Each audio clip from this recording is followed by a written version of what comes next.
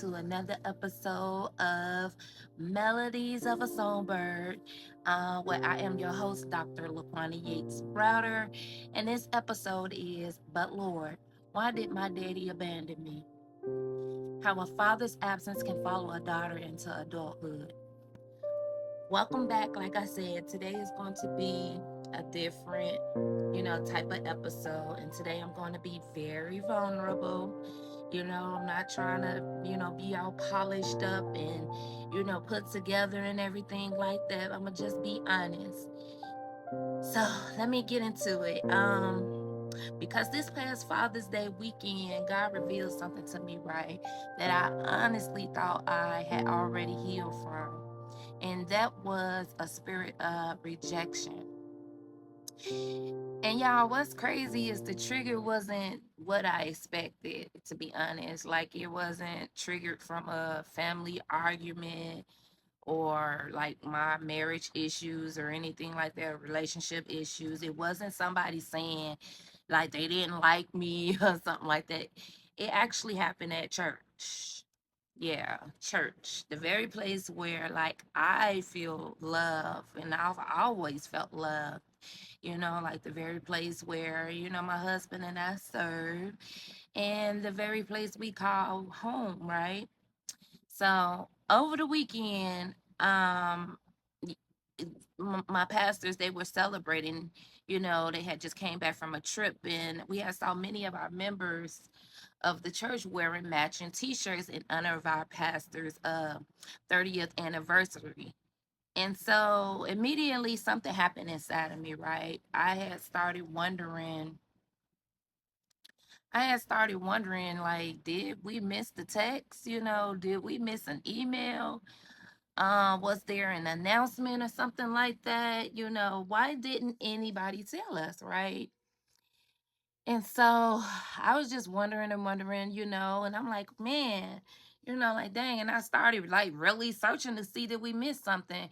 So my husband and I, because like my husband and I genuinely like love like our pastors. We honor them, we value them, we appreciate them greatly, whether they, know it or not.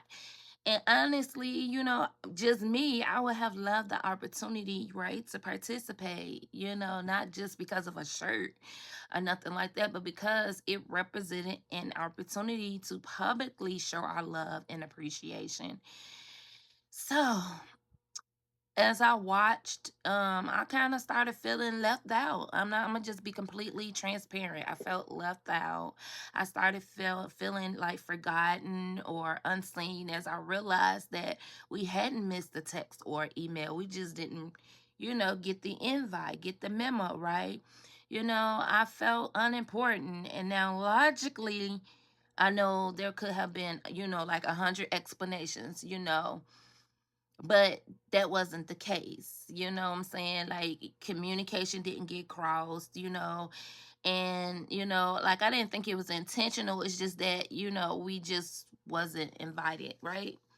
But I was thinking like, any other time we get the memo to, honor our pastors, whether it's for the birthdays or something like that. So, so anyway, I brushed it off, and, it just left it alone. Like, I wasn't going to make a big emotional deal about it, Well, at least I thought I did until Sunday came, right?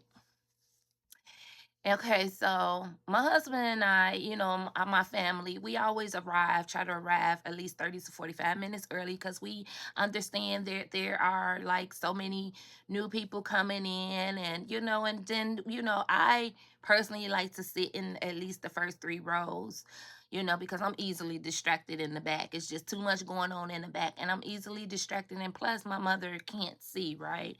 So, we try to get to church, like pretty early, and we would wait to, for the second service to begin, right?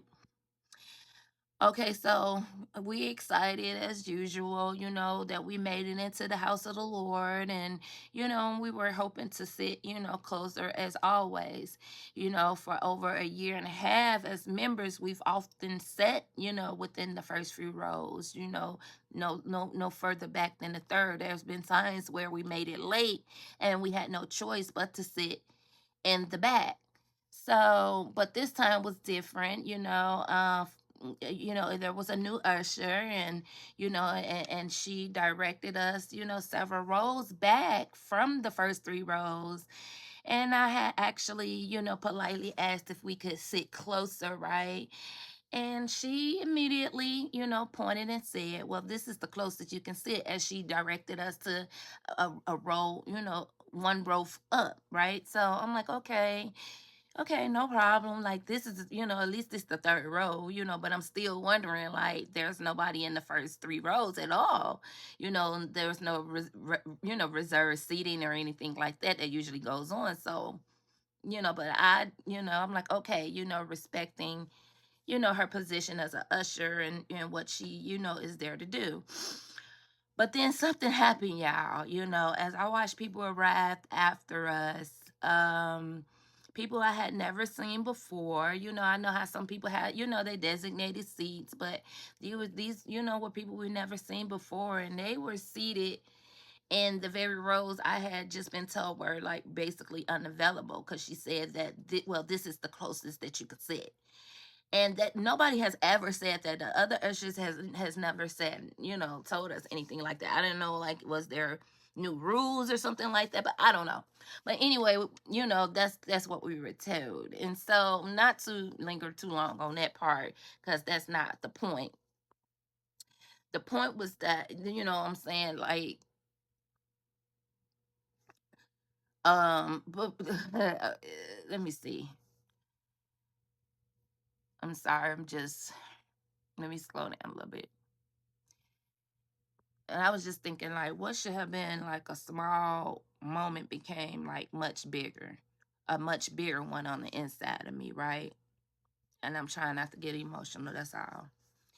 But I'm sitting in church and tears started forming, in my eyes, and not because of a seat or a row, or, not even the usher, but because of what it triggered, right? And so as I sat there, thoughts had started flooding my mind, had started, invading, my mind and stuff. And, like, why wasn't I important enough? Why did they say no to us? Why do I feel invisible? Or, like, or why did she, say no to us? Or why do I just feel forgotten anyway? I'm like, I'm already feeling some type of way anyway on the inside, and on the outside, like, nobody knew, nobody knew, what I'm saying? And, just nobody knew I was wrestling with feelings of insignificance. Nobody knew I was actually fighting back tears. It wasn't tears because I was praying and nothing like that. Like, it was just tears of feeling, like what I was feeling on the inside. Nobody knew a little girl on the inside of me had suddenly been awakened, right? And so, as I whispered, venting to my husband that was sitting next to me, the Holy Spirit began showing me something, right? And that was, what I was seeing was this, that this thing wasn't about church. It wasn't about no shirts. It wasn't about seats. And, this wasn't even about the usher, this was actually about a wound that started like long before Sunday morning, long before, Saturday morning. I'm watching the presentation on TV, from the service, our Saturday church service. A wound that started when I was just like 7 years old, right? Because many of you may or may not know, when I was 7, my father actually committed suicide. And while I understand that reality differently as an adult now, but as a little girl, all I knew was this: my daddy wasn't there. And then, I mean, my daddy My daddy was here. My daddy was here, and then he wasn't. My daddy loved me. I could remember, you know, back when I was like 5 or 6, and that's as far back as it goes, right? And then, he loved me and then he was just gone. My daddy left. And my little girl heart interpreted, that as abandonment, right? I remember seeing him like getting high many times or being high off something many times, and I recall, back then they was getting high off, happy sticks, what they call happy sticks. And this was, like in the 80s, right? And I didn't understand addiction, of course. I didn't understand nothing about no depression. I didn't understand, mental illnesses or nothing like that. I didn't know nothing about no emotional pain. I only understood that he was simply my daddy. He was just my daddy, right? And then suddenly, he wasn't there anymore. And the questions began. And the questions began, questions that followed me for decades that I hadn't even realized was there, right? Like, why wasn't like I enough? Enough reason for him to stay, not really understanding them. You know what I'm saying? Did he really love me? Why, if he loved me, why did he do that? Did he think about me, or my siblings? You know what I'm saying? Why did he leave me? Questions I couldn't answer, right? Questions nobody else could answer. Questions only God could answer and could heal. And so that's what prompted me, to do this episode of Melodies, because it was Father's Day weekend. And because of what I've learned is that father wounds don't always show up looking like father wounds. Sometimes they disguise themselves as rejection. Sometimes they disguise themselves as insecurity. Sometimes they disguise themselves as people pleasing. Sometimes they disguise themselves as constantly needing reassurance. And that's something I realized. That's the truth. This is my truth. You know what I'm saying? And, you know, especially that reassurance, and just, needing, them disguising themselves as, overthinking, and they disguise themselves as feeling and making you feel like you're invisible in rooms where you're actually loved. And so this weekend, God showed me something. The little girl in me wasn't upset about a shirt. She wasn't even upset about a seat. She was grieving something much deeper.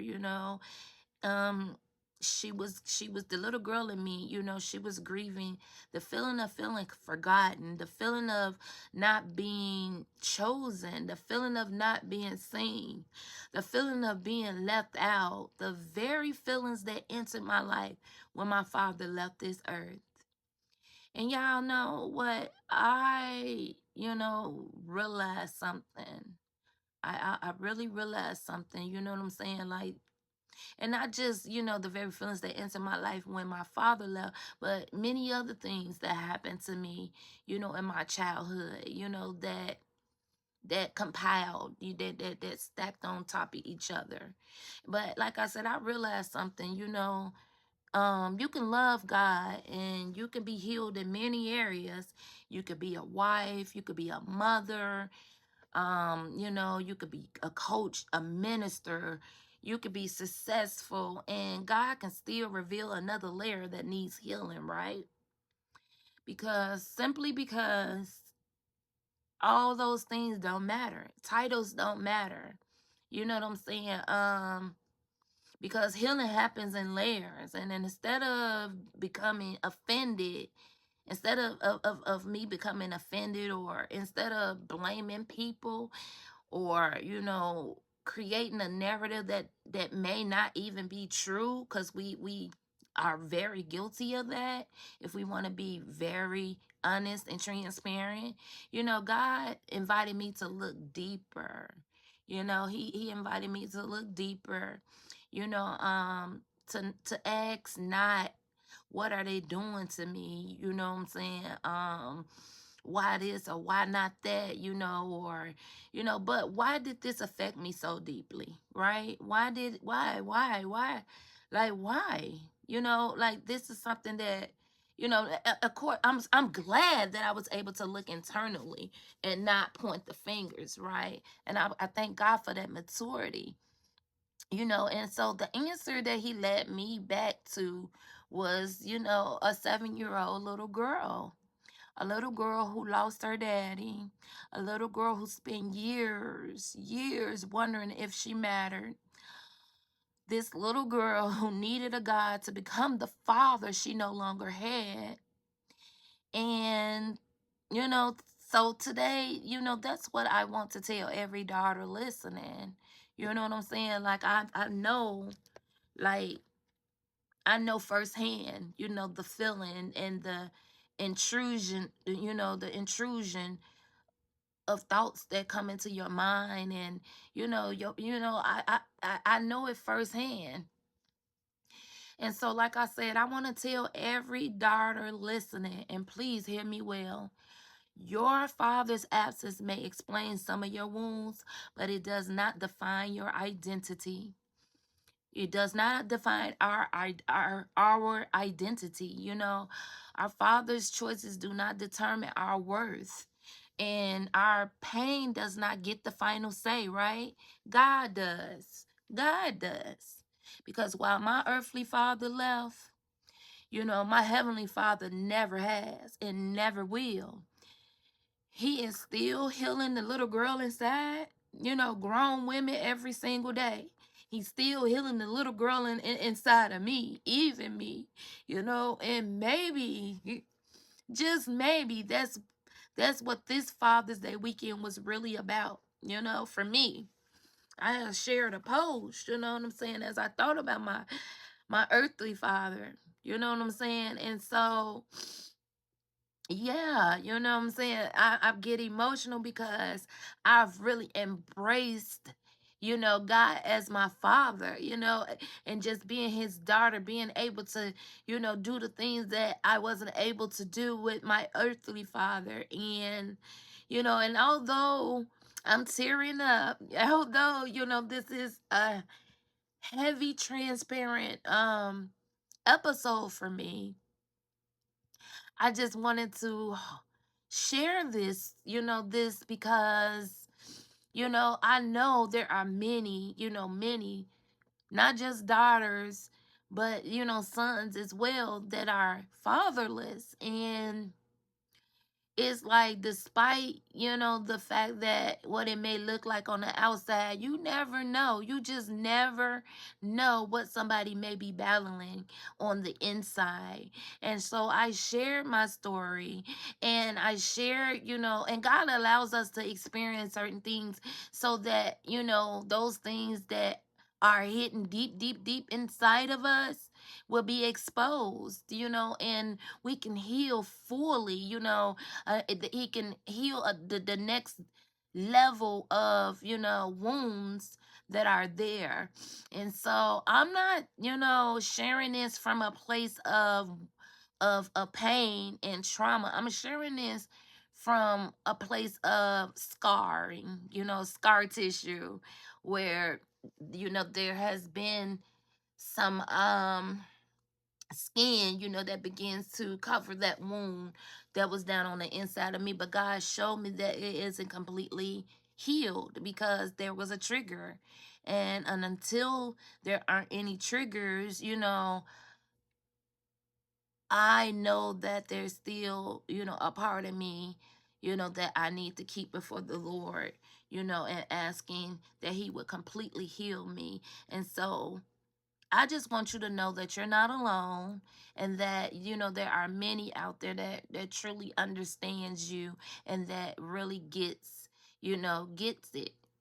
And so that's all I have for you today. And I hope that, my transparency and my testimony, my story will help you to heal, to know how to begin to heal, and to reach out, to reach out, and just to know that you're not alone. and, take it to God, lay it at his feet, cast your care. And, like I said, reach out to someone, or just ask God to send you the right, village of people that will walk with you through your journey of healing. So be blessed.